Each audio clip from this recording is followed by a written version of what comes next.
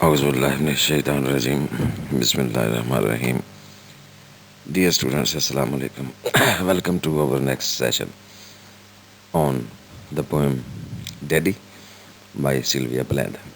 Today we will have a very brief critical review of the poem.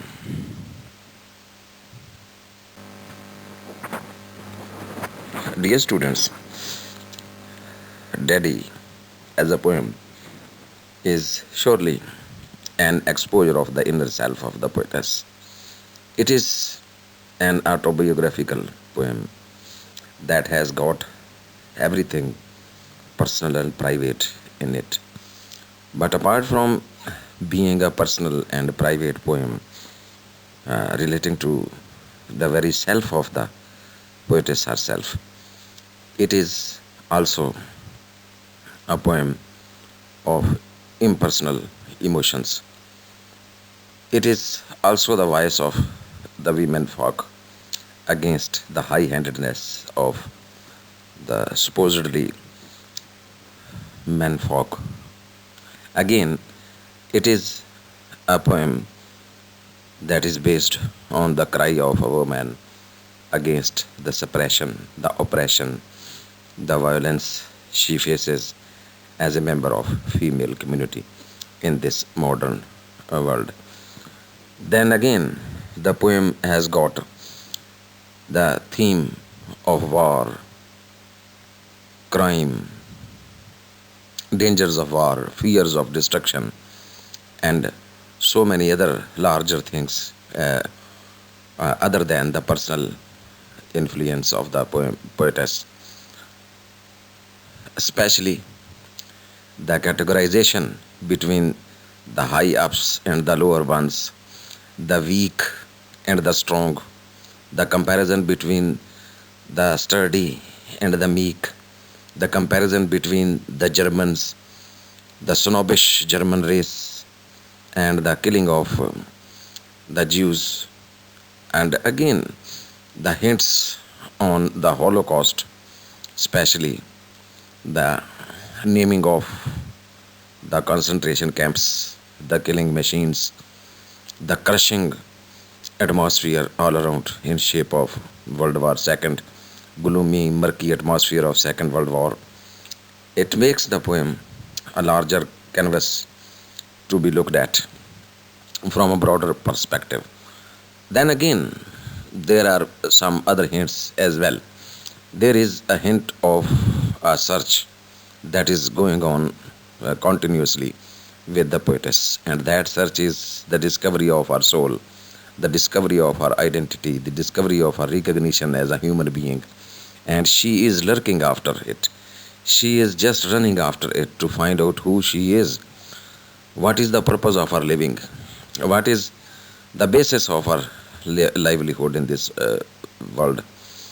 Then, from this perspective, this poem goes on to analyze the human psyche, the human mind. The poetess dives deep into the soul of the persona, the narrator of the poem, and brings out some very mean and very bitter feelings, emotions are running just like a hot stream within herself against society, against family, against special persons like a fatherly figure and a husband.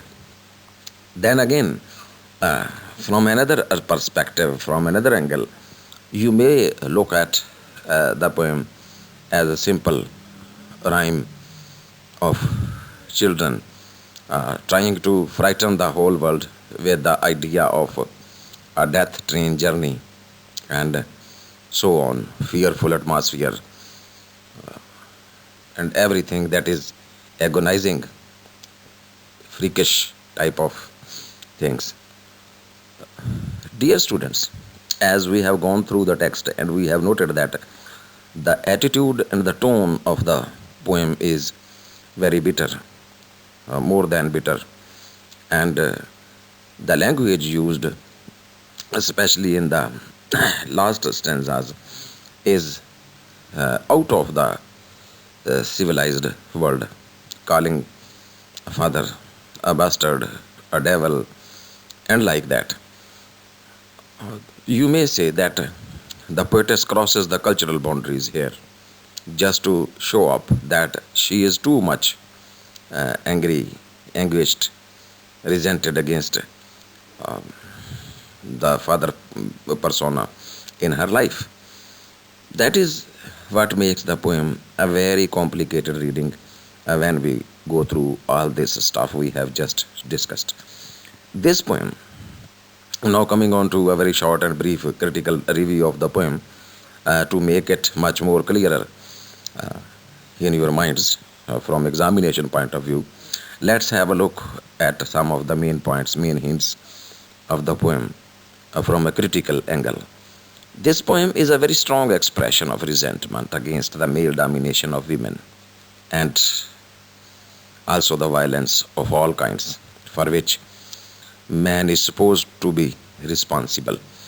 The speaker expresses her rage, anger, anguish against her daddy, a figure she presents as a representative of suppression, oppression, violence, rather confinement, you may say, high handedness. But daddy himself is a symbol of male as well as a symbol of more general agents and forces like science and reason, violence and war, the German and Hitler, and all other inhuman agents of oppression in the world at large.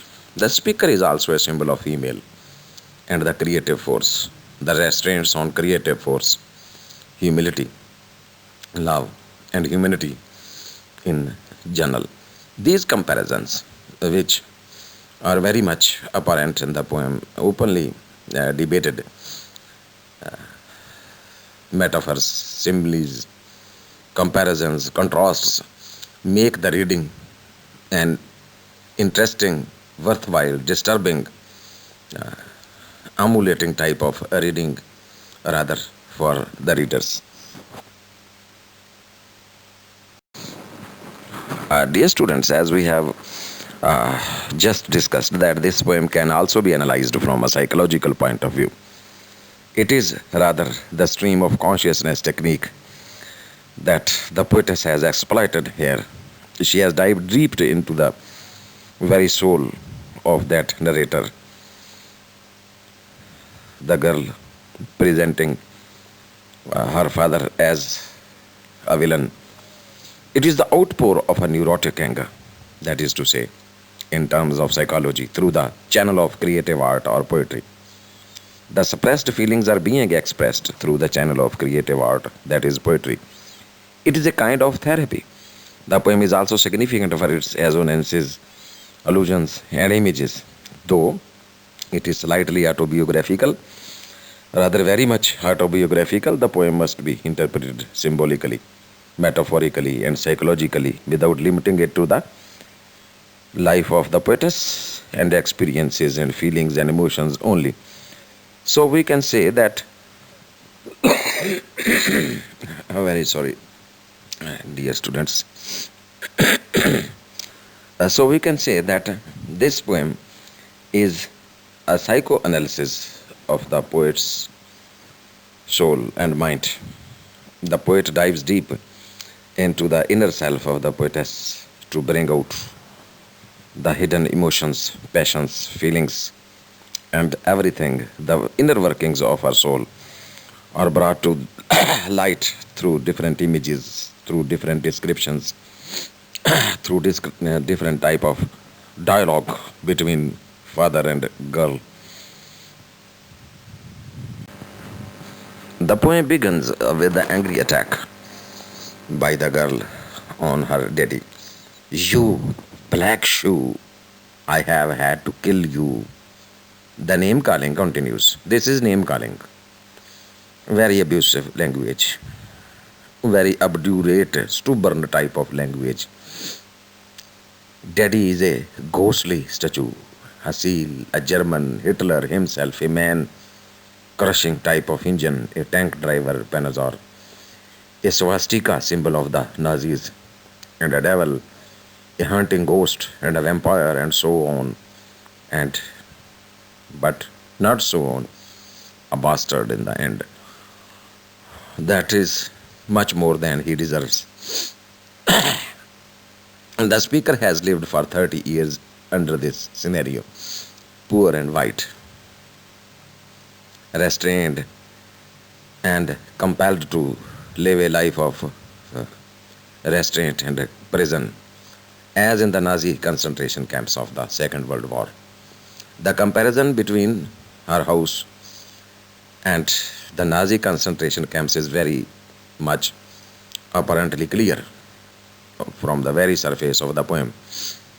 She compares her house imprisonment to the Nazi concentration camps, and she thinks that her daddy treated her as cruelly as the Nazis did treat the Jews in those inhuman concentration camps where death, bloodshed was common enough. Oppression, violence was the rule of the day.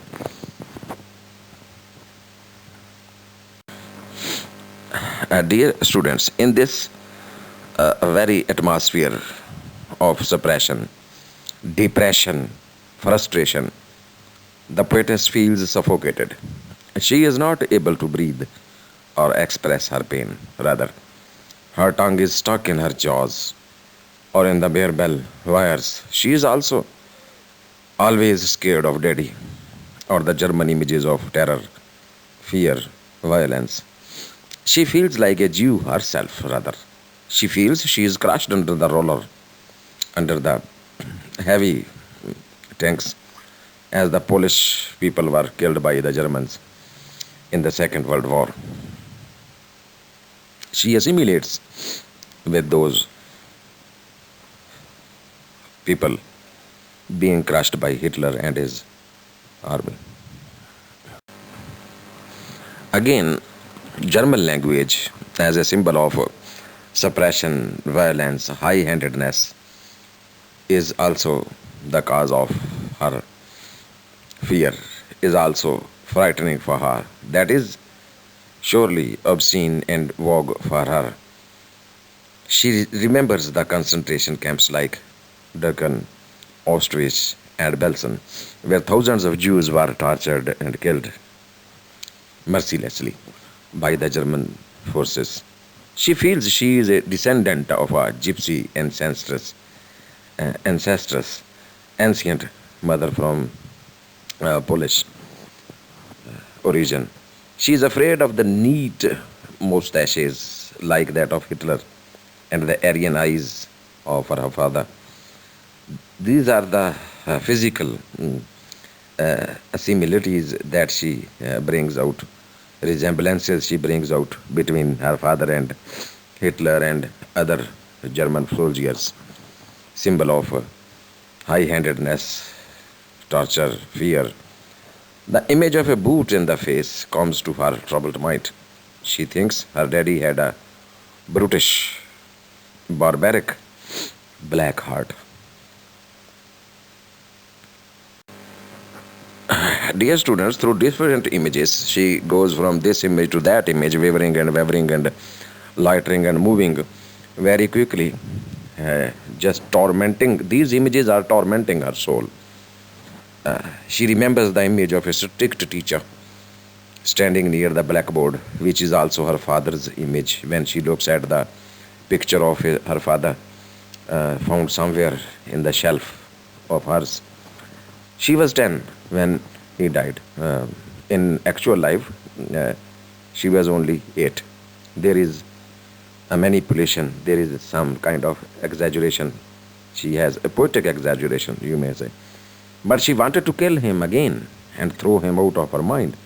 She also tried to die herself, to reunite with the father, to torture him. But they prevented her. The people of the world, the doctors, reassembled her.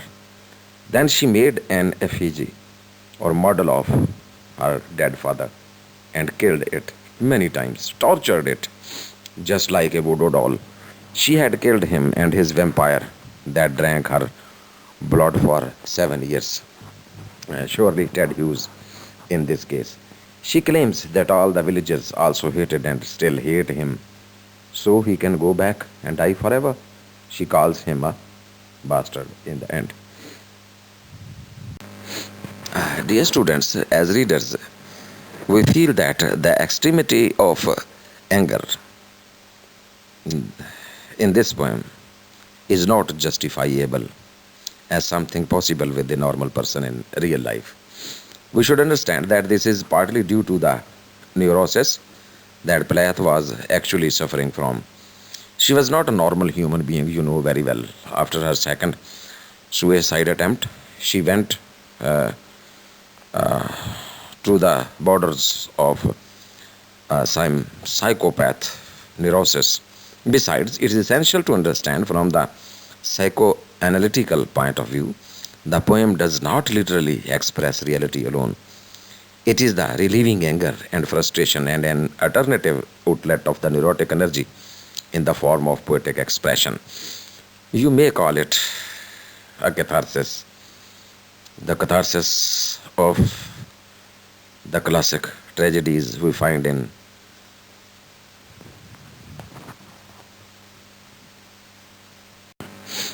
Dear students, when we look at the poem from this angle and point of view, that this is the tragedy, this is the drama of a female's life being staged on the stage of her house, where she is the heroine, she is the protagonist, and her father is the antagonist, the villain.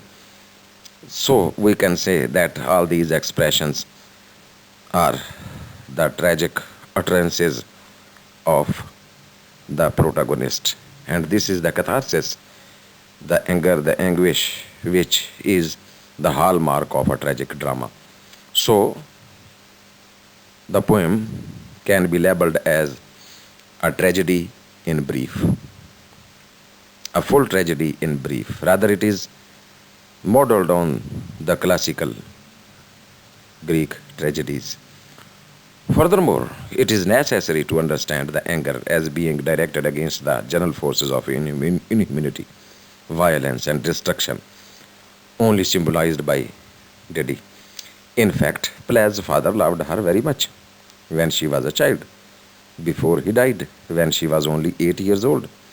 So her death was always a shock to her. His death was always a shock to her. She was shocked as a child on the early death of her father due to diabetes. When the protective care of a father, the fatherly figure, was gone out of her life after the death of her father, she felt lonely, she felt frustrated, she felt tortured and destitute without her father. She also felt suppressed by her father's dominating image. The idea is mixed and very, very complex to elaborate. She said he was an autocrat. I adored and despaired him, and I probably wished many times that he were dead.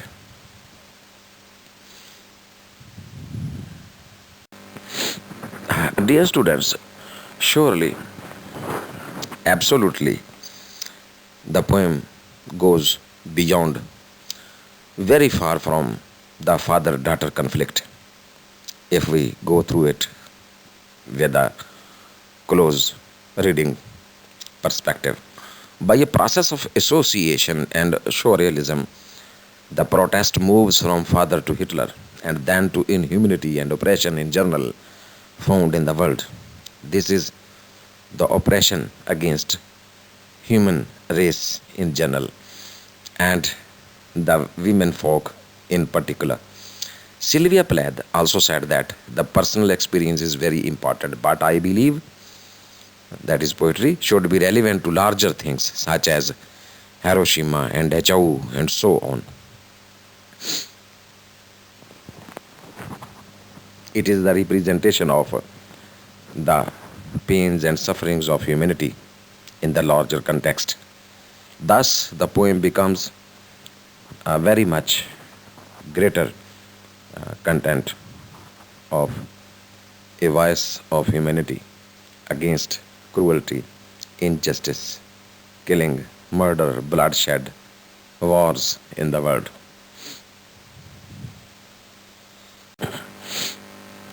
Dear students, this psychological gap, that is the lack of communication between father and daughter, and again death has widened this communication gap. As a child, she was not able to communicate very closely, very in a very friendly way to her father. And now, after the death of her father, she feels that this gap, this division, has permanently been widened. So she is frustrated. She has got a gap in her personality, and the frustration and anger against dominating father who left her a destitute has here become a starting point, a central symbol for larger issues like Hitler, torture, and inhumanity. The poem is therefore also about the victimization of modern war and warfare and the outcomes thereon. The poem is only slightly autobiographical, but it is more of general nature, you may say.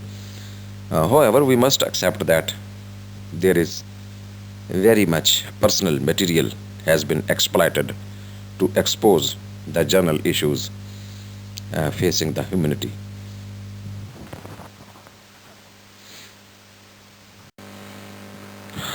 Dear students, no doubt in it that the theme of female protest against the violence of men is perhaps the most striking symbolic meaning in the poem. The female speaker represents the creative force, and she is angry with the destructive forces symbolized by her daddy and the male dominant society. But we should also see the poem as a psychological poem that allows the speaker to relieve her neurotic energy through the channel of creativity, that is, the channel of poetry. The speaker says, I am through, meaning I am satisfied at the end. She is relieved.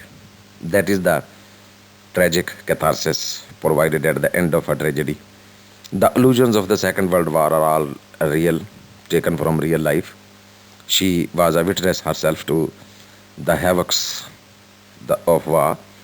The anger against the German soldiers, Hitler, and his Nazi party reaches the boundaries of Jewish Holocaust, and that is the most delicate perspective of the poem, the touch of the Holocaust in the poem.